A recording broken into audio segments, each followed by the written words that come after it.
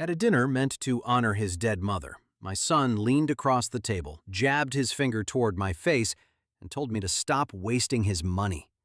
4 words. I did not raise my voice, and I did not raise my hand.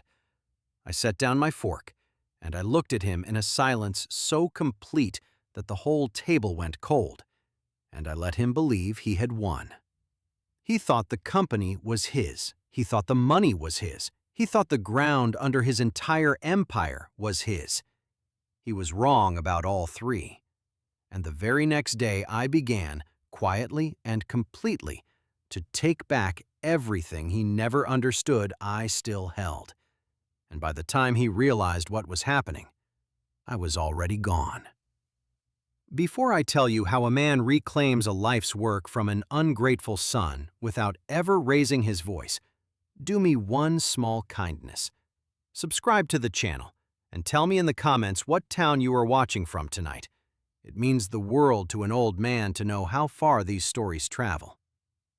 Now let me take you back to the beginning. One honest note before we begin.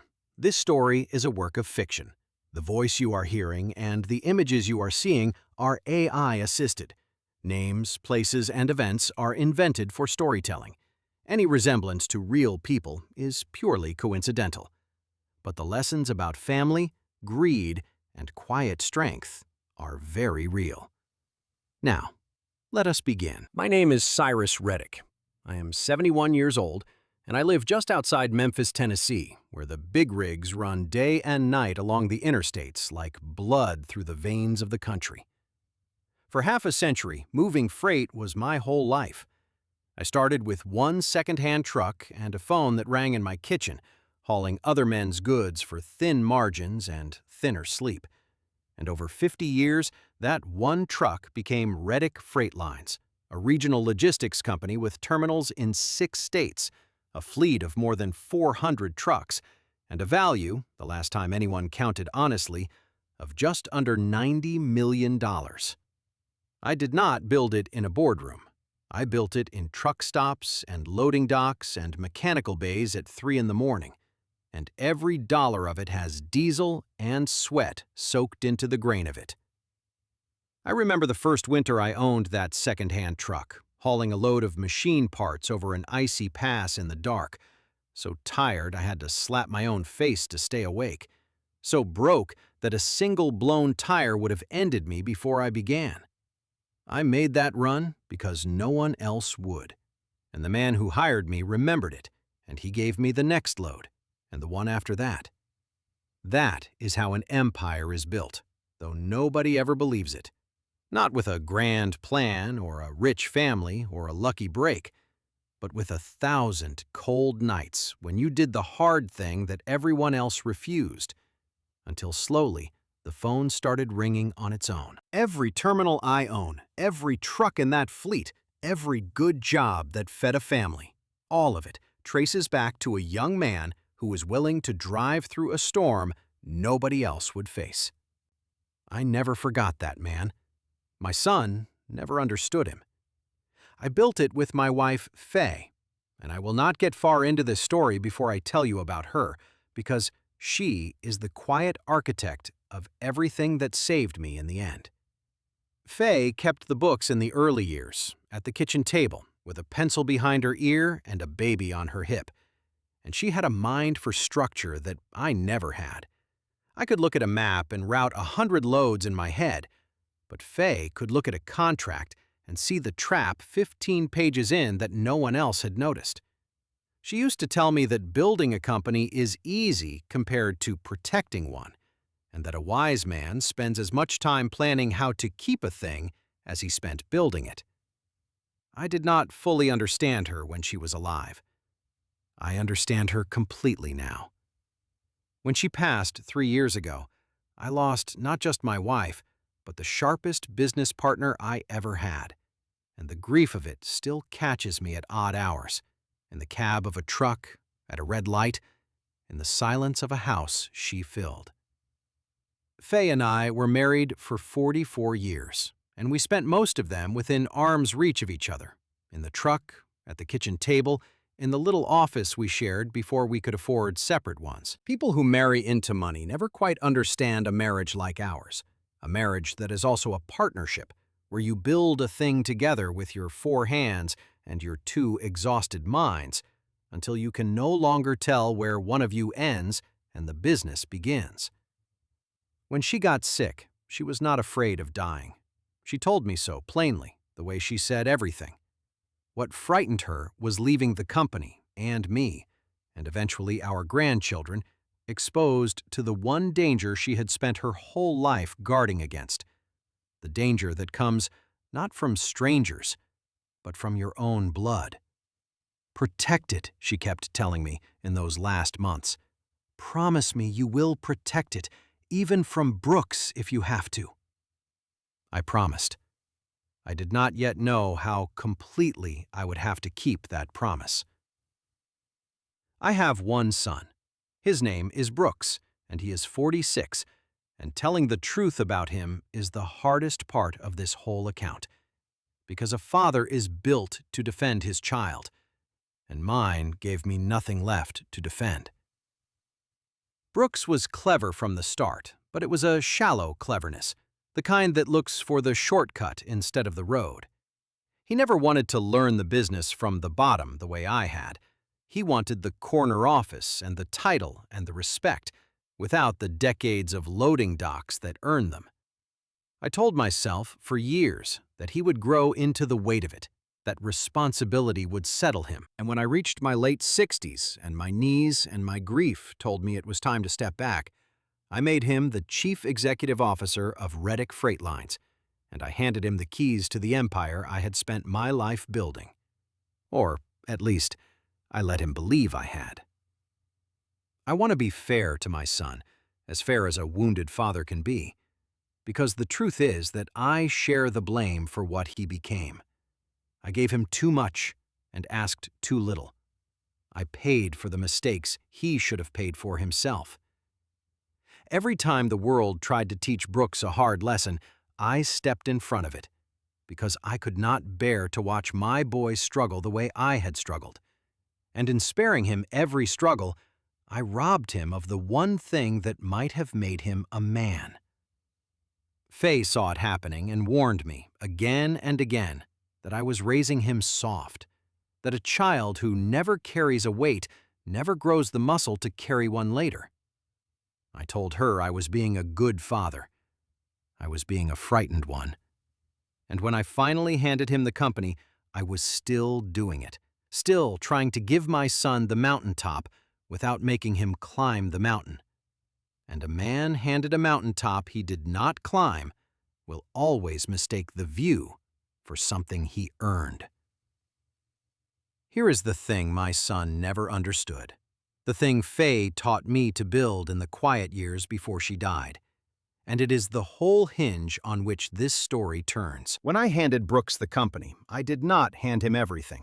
I handed him the operating company, the trucks and the contracts and the payroll and the title. But I kept, personally and privately, 3 things he never fully grasped that I held. First, I kept ownership of every single piece of real estate the company sat on. Every terminal, every truck yard, every maintenance depot, every square foot of the headquarters itself. All of it owned personally by me and leased to the company on long-term agreements with strict covenants. Second, I kept the primary financing of the fleet in my own name, because I had funded our last great expansion myself rather than go to the banks. And third, quietly, in a trust Faye and I built, I kept a controlling block of voting shares. When Hollis later confirmed that every one of these protections still held, a strange warmth moved through me, the closest thing to Faye's presence I had known since the day I lost her. Close and warm and a little amused, as if she were standing just behind my shoulder saying, "I told you so, you stubborn old man." Every one of those safeguards had been her idea. Every clause she had insisted on over my objections, every structure I had thought excessive at the time, was now the exact thing that would save the company and the drivers and the family legacy from the greed of our own son. She had reached forward through the years and built the trap that would catch the very betrayal she feared, so quietly that no one, least of all Brooks, ever knew it was there. That is the kind of woman I married. She protected us all, one careful clause at a time, from a grave she did not yet occupy when she wrote them. Brooks ran the company, but I owned the ground it stood on. I held the loan that kept its wheels turning, and I could, if it ever came to it, outvote him in his own boardroom. I did not build those safeguards because I distrusted my son on the day I signed them. I built them because Faye made me promise to, and because 50 years in a hard business had taught me that the difference between a legacy and a tragedy is often a single clause that no one thinks they will ever need. I hoped with all my heart that I would never use them. I hoped Brooks would run the company with honor and that those hidden levers would simply sit in a lawyer's drawer, gathering dust, until I died and they passed quietly to protect his own children. For the first year, I let myself believe that was how it would go. I stayed out of his way. I drew a modest dividend and a pension the company had always owed its founder, and I let my son be the king he had always wanted to be. And I watched, the way an old freight man always watches the road ahead, for the first sign of trouble on the horizon. The trouble arrived wearing a diamond and a smile. About a year into Brooks's reign, he married a woman named Marissa, and Marissa was the accelerant to a fire that had always smoldered in my son. She came from a world of appearances, and she looked at Brooks not as a man, but as a budget. And under her influence, the shallow cleverness in him curdled into something greedier and colder. I watched the change come over my son slowly, the way you watch a good engine start to knock. A small, wrong sound at first that you tell yourself is nothing, until one day the whole thing seizes. Brooks began to speak differently about the people who worked for him, the drivers and dispatchers and mechanics who were the actual company, referring to them as costs, as overhead, as problems to be managed rather than people to be led. He began to resent the very things that had built us, the fair wages, the good maintenance, the loyalty that ran both directions. Marissa taught him to see all of it as money leaking out of his pocket, money that should be funding a bigger house and a better car and a life that looked, from the outside, like the life of a man who mattered. And the terrible irony, the thing my son never grasped, is that the loyalty he came to resent was the single most valuable asset the company had, worth more than every truck in the fleet, and he sold it off for trinkets. The cars got more expensive. The house got larger.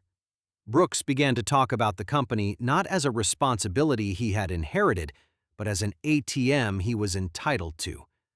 And I started to hear, secondhand, from old loyal drivers and dispatchers who had known me for decades, that things at Reddick Freight were changing, and not for the better. I said nothing.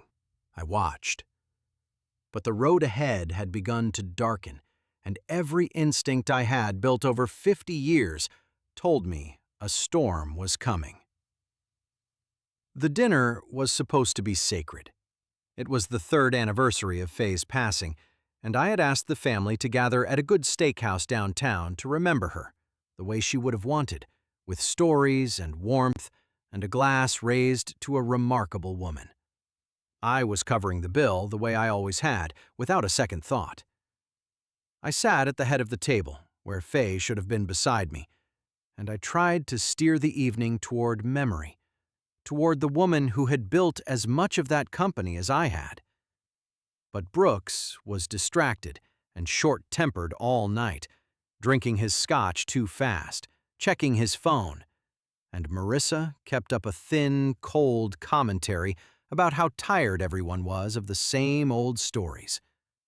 And then, When I mentioned, gently, that the founder's pension was a small honor Fay had insisted the company always pay, my son set down his glass hard enough to rattle the table, and he pointed his finger in my face, and he told me, in front of the family gathered to honor his own mother, to stop wasting his money. I did not scream. I want you to understand the silence that followed, because that silence was the beginning of everything. The whole table froze. Marissa's thin smile faltered, and I simply looked at my son, at the red anger in his face and the contempt in his eyes, and I said nothing at all, because there was nothing to say to a man who would desecrate his mother's memorial to call his father a drain on his money. In that silence, 3 years of grief and 1 year of quiet dread crystallized into a single cold, clear certainty. The boy I had hoped would grow into the weight of the company had instead been hollowed out by it, and the man sitting across from me was no longer someone I could reach with words. So I stopped using words. I picked up my coat, I laid enough cash on the table to cover the dinner one last time, and I walked out into the cold Memphis night.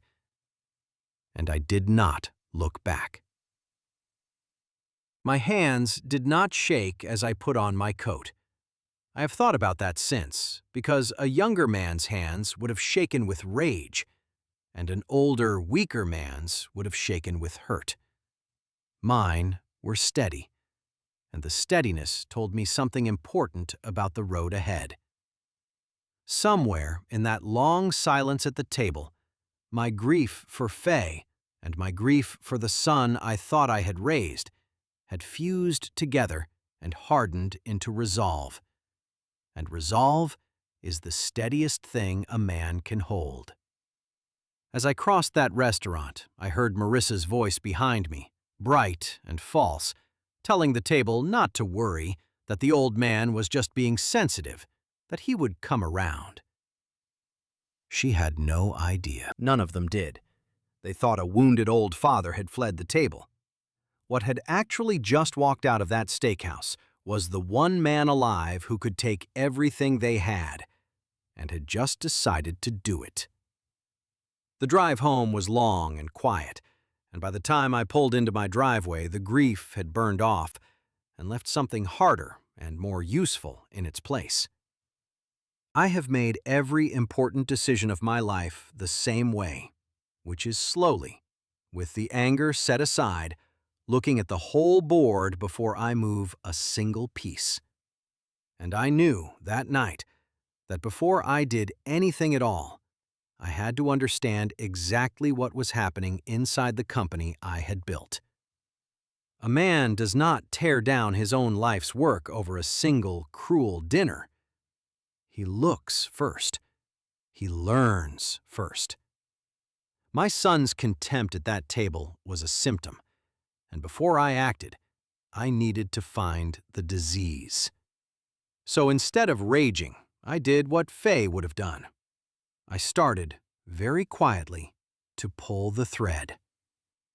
There is a discipline to this that I learned across 50 years of hard deals, and it is the opposite of everything the movies teach you about revenge. The satisfying thing, the dramatic thing, would have been to storm into the office the next morning and confront my son in front of everyone. But the satisfying move and the winning move are almost never the same move. A confrontation would have warned him, given him time to hide records, move money, and prepare his story. And it would have handed him the narrative he wanted, the bitter old founder who could not let go. No, the winning move was silence and patience. Let him believe he had chased me off. Let him relax and grow careless and keep doing what he was doing, while I quietly assembled every fact I would need to end it all at once, cleanly, with no warning and no escape. Fay taught me that. You do not swing at a man until you are certain the single blow will be enough. I still had friends inside Reddick Freight, loyal people who had loaded trucks beside me 30 years ago and who owed their livelihoods not to Brooks, but to me. One of them was a woman named Dolores, who had run our accounts payable for 25 years and whom Faye had personally hired. And when I took her to a quiet breakfast far from the office and asked her plainly whether something was wrong, she began to cry before she even answered. She had been carrying it alone for months, afraid to speak, afraid to lose the job she needed. Dolores had been with us since the company had exactly 9 trucks. Faye had hired her personally, had sat with her at the kitchen table and taught her the books, and the two of them had become the kind of friends that only women who build something together become. To watch her sit across from me in that diner booth, twisting a paper napkin to shreds, terrified of the man my son had become, told me more about what had happened to Reddick Freight than any spreadsheet ever could. This was a woman who had given her whole working life to our company, and my son had turned her workplace into a place of fear. She kept apologizing for not coming to me sooner, and I kept telling her she had nothing to apologize for. That fear of losing your livelihood is not cowardice. It is the oldest and most reasonable fear there is. But underneath my reassurance, something cold was hardening further. Brooks had not only stolen money, he had poisoned the very culture Faye and I had spent 50 years building, one frightened, loyal employee at a time. And over cold eggs in a corner booth, my old friend told me the shape of what my son had been doing. And it was worse than anything I had let myself imagine on the drive home from that dinner. Brooks was looting the company, not crudely, not with a hand in the till, but with the patient, structured theft of a man who thinks he is too clever to be caught. He had set up a series of vendor companies, maintenance suppliers, fuel brokers, a logistics consultancy, all of them owned secretly by him and Marissa through layers of shells, and he had steered millions of dollars of Reddick Freight's business to those companies at wildly inflated prices. The company paid $4 for a $2 part, and the difference flowed quietly into my son's pocket. The genius of the scheme, if you can call something so ugly clever, was that from the outside, everything looked legitimate. There were real invoices from real companies for real services the company genuinely needed. Trucks do need maintenance. Fleets do need fuel. A logistics company does sometimes hire consultants. Nothing on the surface would trip an ordinary audit, because the theft was not in whether the services were provided, but in how wildly they were overpriced, and in the hidden fact that the vendors charging those inflated prices were secretly owned by the very man approving the payments.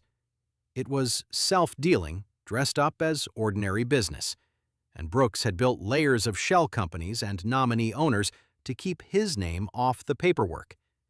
He thought those layers made him invisible. He forgot that the man hunting him had spent 50 years reading freight contracts and knew exactly how the money in this industry moves and where a clever thief would try to hide it. It is one of the oldest frauds in business, self-dealing, and Brooks had built an entire hidden architecture of it, bleeding the company I founded to fund the cars and the house and the life Marissa demanded. And the drivers, the real people, were being squeezed to pay for it, their routes cut, their maintenance deferred, their bonuses vanished. Dolores told me the rest over a second cup of coffee neither of us drank. The self-dealing was only half of it. To keep the appearance of profits up while he skimmed, Brooks had been loading the company with debt, quietly borrowing against its future to paper over the holes his own theft was creating. And Reddick Freight, the company I had built with no debt and a fortress balance sheet, was now sliding toward genuine insolvency. That was what the dinner had really been about. That was why my son had snapped at the mention of the founder's pension. It was not that he begrudged an old man a modest dividend. I understood, sitting in that diner, that the timing of the dinner had not been an accident at all. Brooks had been getting desperate for months, the holes in the company growing faster than even his self-dealing could fill them, the debt he had loaded on beginning to come due. He needed cash, and he needed it badly, and in his panic, he had looked around for anything he could cut, and his eye had landed on the small, sacred, symbolic pension the company had always paid its founder, in honor of the woman who helped build it. To Brooks, it was just a line item, a leak to be plugged. He did not see his mother's memory in it. He did not see 50 years of my life in it.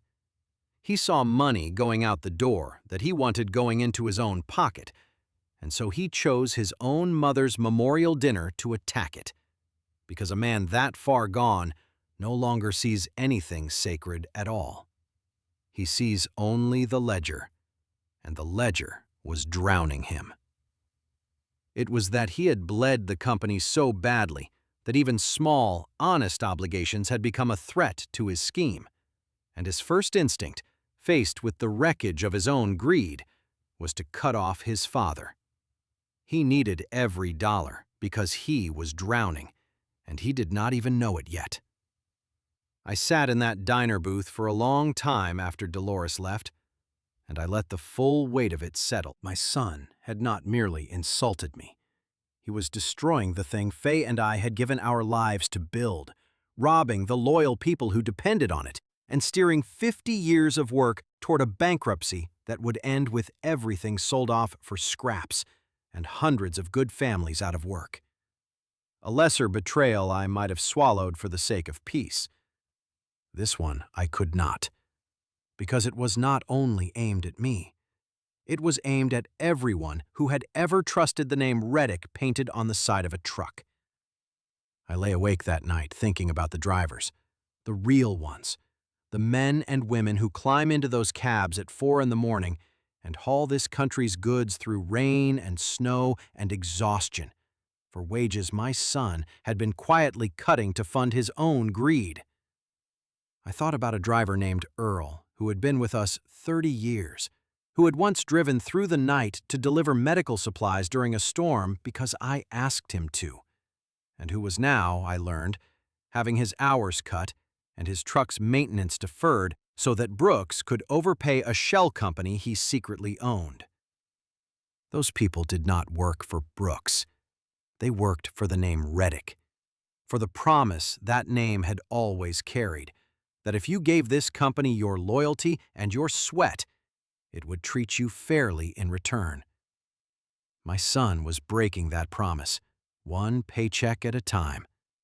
And every one of those broken promises was, to me, a personal debt I intended to collect. Faye's voice was very clear in my head that morning. A wise man spends as much time protecting a thing as building it. Now I understood, at last, exactly why she had made me build those hidden safeguards, and exactly what they were for. But I did not act on Dolores's word alone. 50 years in business taught me that you never move on a rumor, no matter how much you trust the source, because a single mistake would hand my son the story he wanted, the story of a jealous, senile old man attacking his successful boy. I needed proof, documented, undeniable, the kind that holds up in a boardroom and a courtroom both. So I went to the one person outside the company I trusted completely, an attorney named Hollis Grant, who had helped Faye and me build the trust and the leases years before. A careful, unhurried man who reads every line of every page. I laid out what Dolores had told me, and I asked him 2 questions.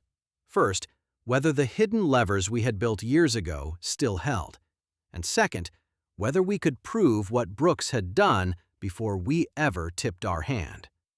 Hollis spent 2 weeks with a forensic accountant going through everything we could lawfully access: the public filings, the property records, the loan documents, the trust. And when he called me back into his office, he was holding a thick folder and wearing the grim, satisfied look of a man who has found exactly what he feared. The self-dealing was real, and it was documented. A clear trail of inflated payments to shell vendors that traced straight back to Brooks and Marissa. The debt was real, and it was worse than Dolores knew. And then Hollis smiled, just slightly, and told me the part that mattered most. Every one of the safeguards Faye and I had built still held, perfectly, exactly as designed. I still owned every piece of real estate the company operated from. I still held the fleet financing personally, and the trust still gave me a controlling block of votes. My son ran a company that existed entirely on ground I owned, powered by money I had lent, and he could be outvoted at any moment in his own boardroom.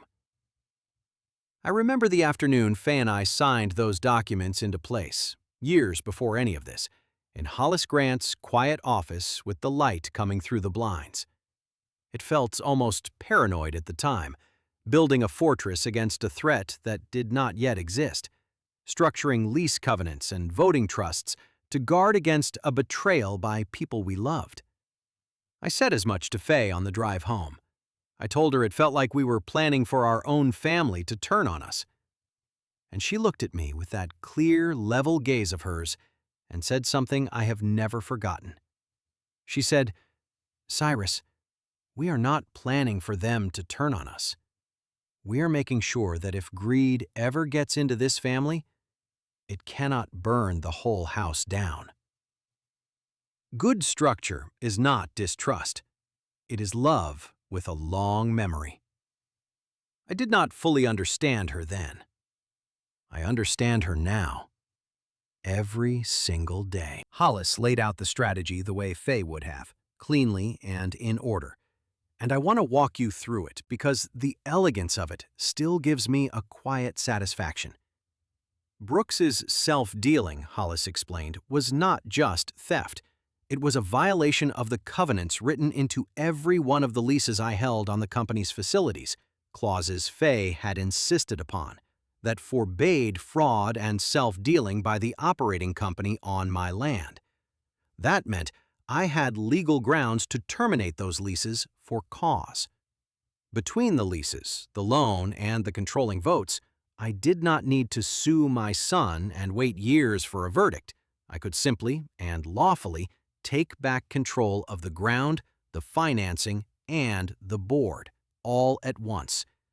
And there was nothing Brooks could do to stop it, because he had never actually owned any of the things that made his kingdom run. I asked Hollis, more than once, whether it was really this simple, because in 50 years of business I have learned to distrust anything that looks too easy. He explained it patiently. It was not that the law was on my side by luck. It was that Faye and I had built our position years earlier precisely so that it would be this strong if it were ever needed. We had not left ourselves hoping to win a fight. We had arranged things so that there would be no fight to win, so that control would simply return to us by right, the way water returns to its level the moment you remove the dam. Brooks could hire the finest lawyers in the country, and they would tell him the same thing Hollis told me. You cannot sue your way into owning ground that was never yours, or votes you never held, or money you never lent. My son had built his whole sense of power on a foundation he did not own, and all I had to do was, very calmly, take my foundation back. We chose the timing with care. Hollis prepared everything in secret: the lease terminations, the loan acceleration notices, the paperwork to call a special meeting of the shareholders where my controlling votes would remove Brooks as chief executive and install honest leadership. Every document was drafted, reviewed, and held ready to fire on a single day so that my son would have no warning and no time to move money or destroy records. And I made one more decision, a personal one. Once the machinery was set in motion, I was going to disappear. Not out of fear, but out of strategy, and, I will admit, out of grief. I did not want to be reachable while the storm broke. I did not want to hear Brooks's excuses, or Marissa's fury, or the ringing phone.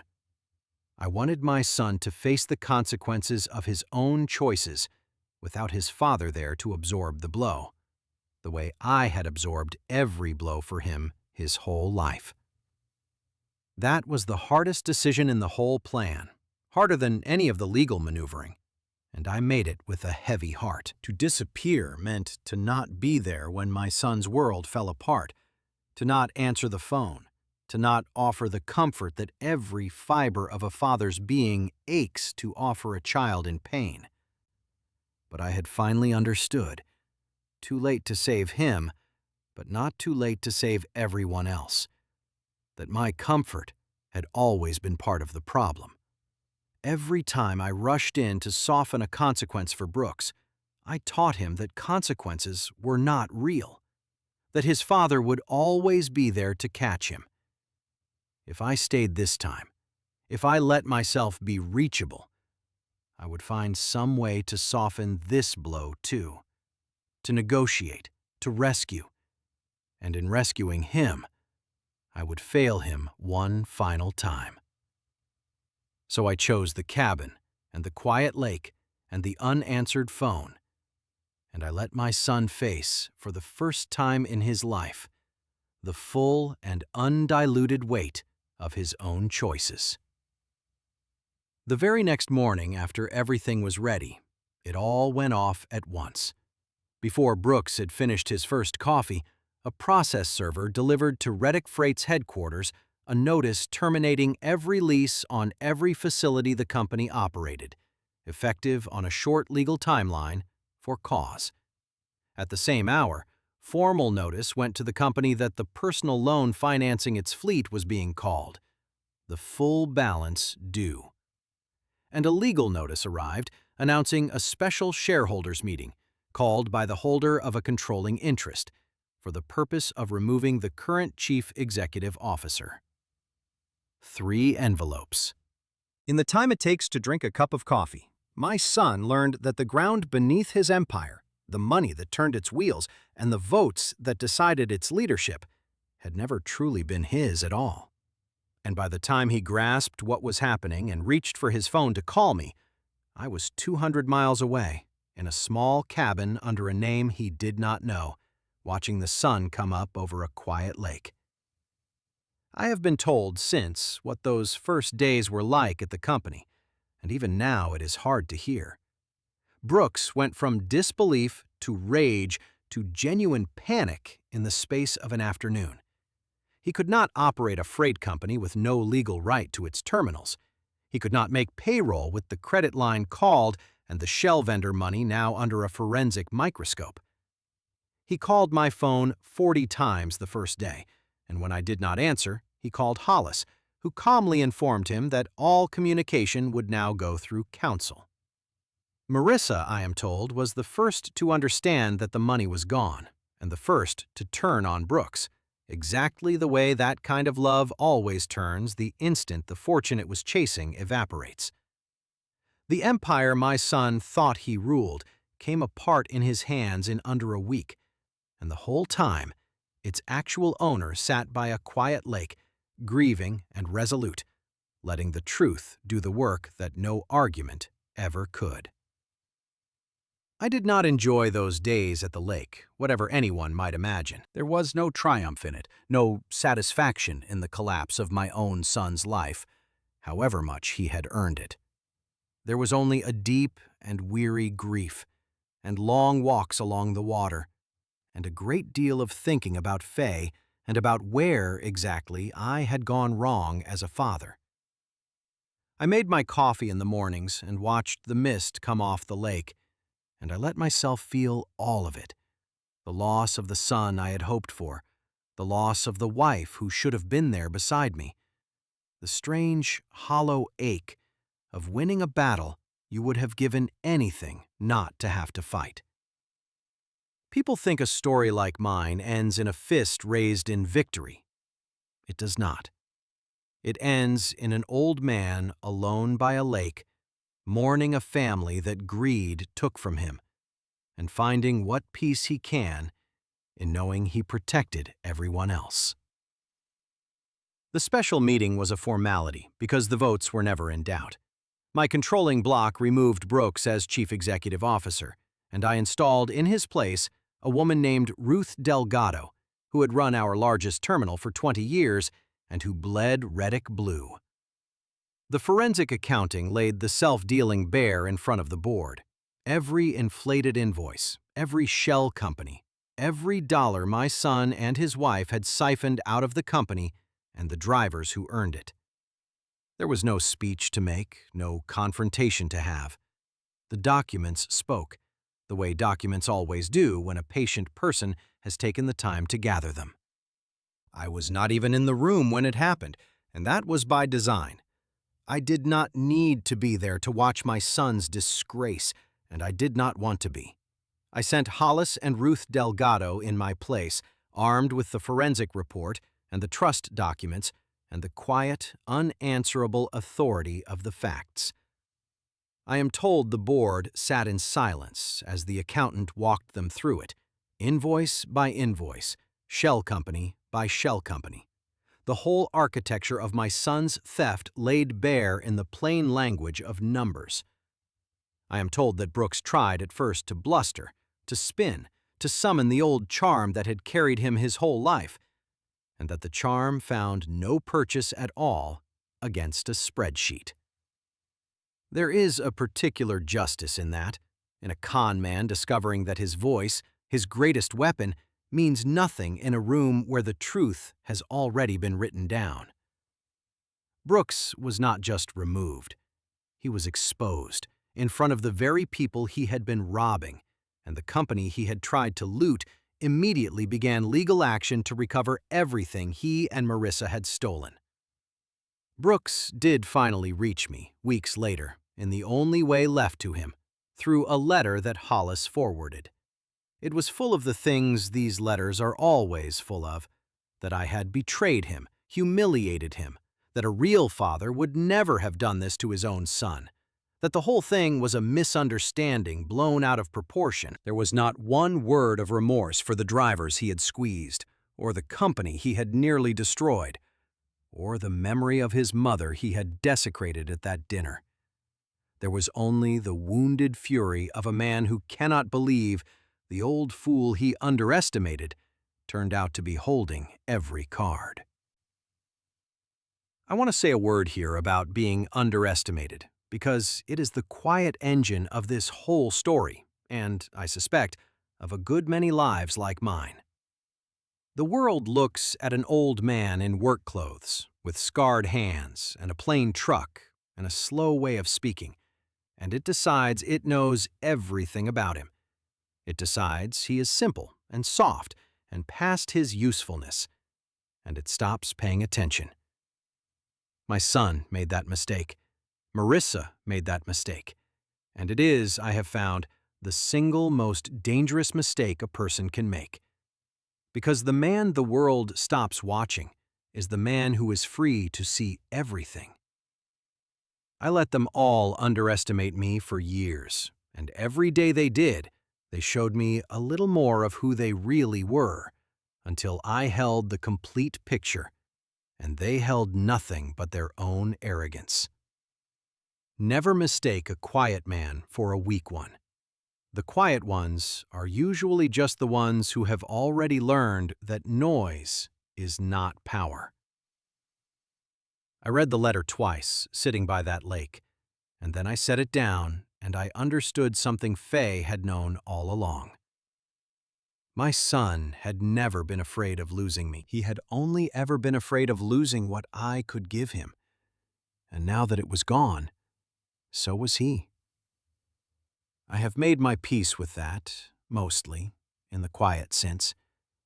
A father wants to believe his child loves him for himself, and it is a hard, cold thing to learn otherwise at 71 years old over a legal letter with no remorse in it.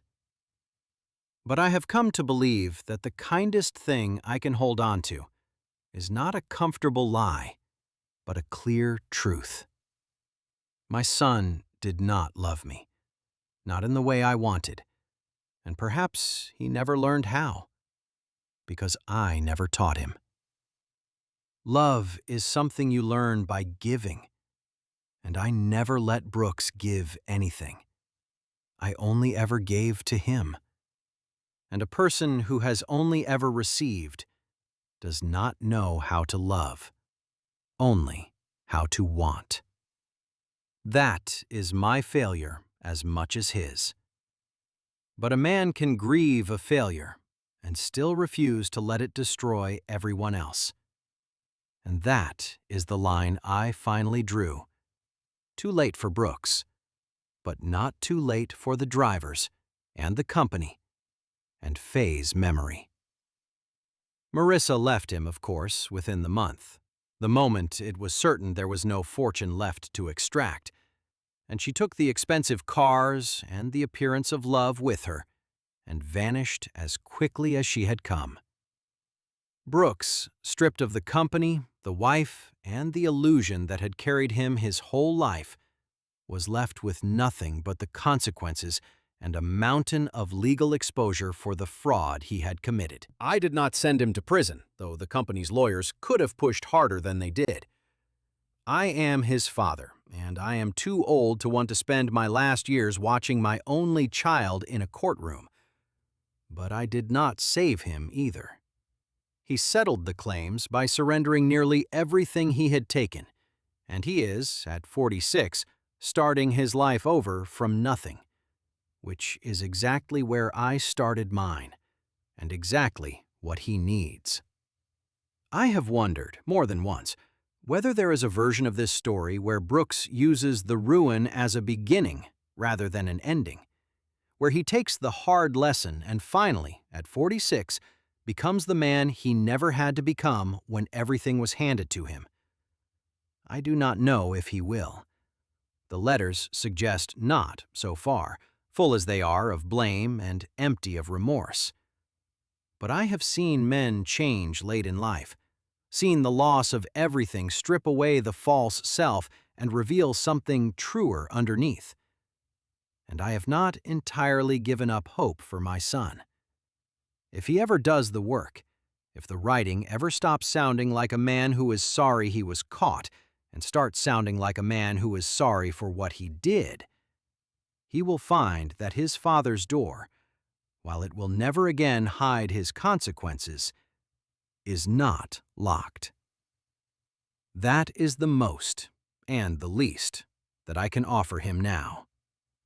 The rest is up to Brooks, and for the first time in his life, it truly is. I did not keep the company for myself. I am too old and too tired to run a freight empire again, and I never wanted to. Instead, with Ruth Delgado at the helm and honest leadership restored, I restructured Reddick Freight to make sure it could never again be hollowed out by a single greedy hand. The drivers got back the routes and the maintenance and the bonuses my son had stolen from them. The debt he had loaded on was cleared.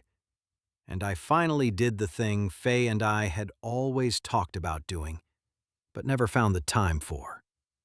I set up a foundation in her name, funded by the company she helped build, that provides for the families of truck drivers who are hurt or killed on the road.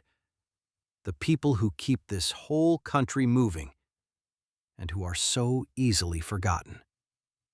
The first family the foundation helped was the family of a young driver named Diaz, who was badly hurt when a car crossed the median on an icy night through no fault of his own, and who would have lost his house while he healed if the foundation had not stepped in. I went to see him in the hospital, an old stranger in a plain coat, and I did not tell him who I was or that the help was coming from a fund named for my wife. I just sat with him a while and told him he was going to be all right, that the money for his family was handled, that he could focus on getting well. He wept this big, strong young man, out of pure relief. And I thought about Faye the whole drive home, about how this, exactly this, was what she had wanted all those years, and how it had taken the worst betrayal of my life to finally make it real. Greed had tried to burn our house down, and out of the ashes, at last, we built the thing my wife had dreamed of all along. Faye's name is on it. It will outlast me, and it will outlast Brooks, and it will do good long after the greed that nearly destroyed us is forgotten. I go down to the main terminal now and then, just to walk the yard the way I used to smell the diesel and hear the air brakes hiss and watch the drivers rig their loads in the gray light before dawn. They know me there. The old ones remember when it was just me and one truck and a dream, and the young ones have heard the stories. And there is a warmth in that yard now that had gone out of it during my son's reign and has slowly, carefully come back. Earl still drives for us, his hours restored, his truck properly maintained, and last month he pulled me aside and thanked me, with tears in his old eyes, for giving him back the company he had given his life to. That is worth more to me than the $90 million the accountants say the whole thing is worth. A company is not its balance sheet. It is a warm yard full of loyal people at dawn, doing honest work, treated fairly. That is what I nearly lost. That is what I took back. I think often these days about the difference between owning a thing and controlling it, because that difference is the whole of this story, and it turns out, the whole of a well-lived life. My son believed that the title made him king. He believed that the corner office and the fancy cars and the signature on the checks meant the empire was his. He never understood that a company is not the trucks or the buildings or even the money. It is the ground it stands on, the trust that holds it, and the character of the people who run it. And my son owned none of those things, because character is the one asset that cannot be inherited or bought or stolen. It can only be earned, one honest day at a time. And Brooks had spent his whole life refusing to earn it. There was an old lesson in the freight business that I learned in my very first year, hauling another man's load across a mountain in a storm. No matter whose name is painted on the side of the truck, and no matter who signs the manifest, somebody always holds the title to the rig, and somebody always holds the note on the fuel. And in the end, the road belongs to them. My son forgot, or never learned, that the man who built the whole system is the man who quietly kept the deed to the ground it runs on. He thought a loud voice and an expensive watch made him powerful. Real power, the kind that lasts, was sitting silently at the head of that table the whole time, in a tired old man he had decided was a fool. I still eat at that same steakhouse sometimes, at the same table, and I raise a quiet glass to Faye the way I meant to that terrible night before my son turned it into something else. The staff know me there now, and they treat me kindly, and there is a peace in it that Brooks could never take from me, and never will. Because here is the last thing I understood, sitting alone at that table with my glass raised to my wife. My son thought he was taking something from me that night. My dignity, my place at the head of the family, my worth. But dignity is not a thing another person can take. It can only be given away. And I never gave mine away, not for 1 second, not even in the deepest silence of that awful dinner. I kept it. I kept all of it. And in the end, keeping your dignity when someone is doing everything they can to strip it from you may be the truest victory a man can win. This is a work of fiction, and the voice you have been listening to is not a living man. but the lesson underneath it is as real as the deed to a piece of land. For 50 years, I learned that the loudest man in the room is almost never the one who truly holds the power, and that a wise person spends as much care protecting what they build as they ever spent building it. My son mistook my silence for weakness, and my generosity for foolishness, and my patience for surrender. He never understood that I had been protecting my family and my life's work from exactly the man he chose to become, long before he ever raised his voice at that table. Love your family with your whole heart, but never hand them a power you have not made certain they have earned, because devotion without wisdom is simply a knife you sharpen for someone else. I did not fully believe that when I was younger.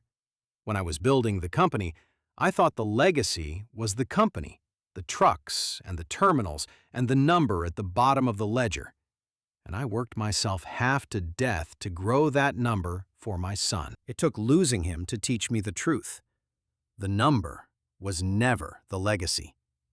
Brooks inherited the number, or thought he did, and it made him worse, not better. The real legacy, the only one that mattered, was the character Faye and I tried to live in front of him. The honesty and the loyalty and the hard, patient work. And that was the one inheritance he refused to accept. You cannot leave a person character in a will. They have to pick it up themselves every single day, and my son never once bent down to pick it up. That is the great sorrow of my old age, and no amount of money in any account will ever fill it. They wanted my inheritance.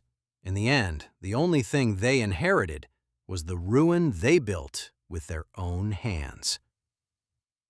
My name is Cyrus Reddick, and the empire they tried to take, I owned the very ground beneath it all along.